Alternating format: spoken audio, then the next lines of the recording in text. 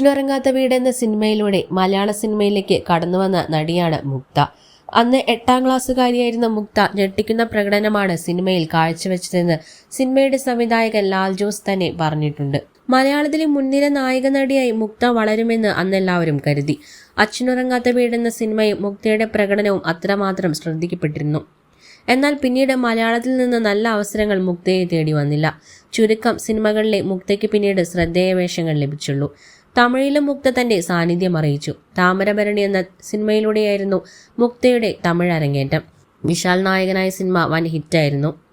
ഇപ്പോൾ മിനി സ്ക്രീനിൽ തിളങ്ങുകയാണ് താരം. കൺമണിക്കൊപ്പമുള്ള റീൽസെല്ലാം സോഷ്യൽ മീഡിയയിൽ മുക്തയുടെ പെട്ടെന്ന് തന്നെ ശ്രദ്ധേയമാകാറുണ്ട്.